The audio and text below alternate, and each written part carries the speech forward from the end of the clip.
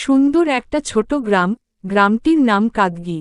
কুয়াশার চাদরে মোড়ানো গ্রামটি দেখতে অপরূপ, সুন্দর পাখির ডাকে গ্রামের মানুষের ঘুম ভাঙ্গে। কাগদি গ্রামের শেষ প্রান্তে ছোট্ট এক কুঁড়েঘর। সেখানে বাস করে একজন গরিব কৃষক, নাম তার হারুন। মুখে সময়ের ছাপ, চোখে স্বপ্নের আলো আর বুক ভরা আশা নিয়ে সে তার পরিবার নিয়ে। হারুন বলে, মাটির সঙ্গে যুদ্ধ করি বটে, কিন্তু কখনো হাল ছাড়িনি। হারুন তার একমাত্র ছেলে রুবেলকে স্কুলে পাঠিয়ে দিচ্ছে। হারুন বলে, তুই আমার স্বপ্ন রে রুবেল, তুই লেখাপড়া শিখে মানুষ হবি, মাটির ঘ্রাণ ভুলিস না।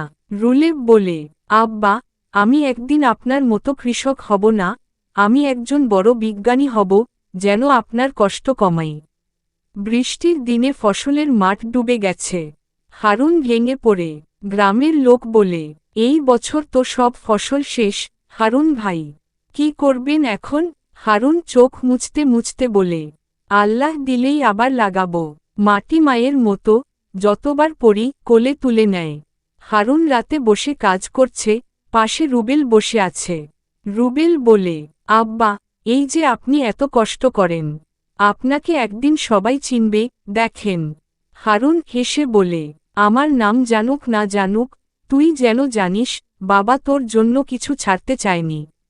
2 বছর পর রুবেল একটি জাতীয় বিজ্ঞান মেলায় পুরস্কার জিতেছে। টিভিতে সাক্ষাৎকার চলছে। রুবেল ক্যামেরার সামনে, আমি এই পুরস্কারটি আমার বাবা হারুন মিয়ার নামে উৎসর্গ করছি।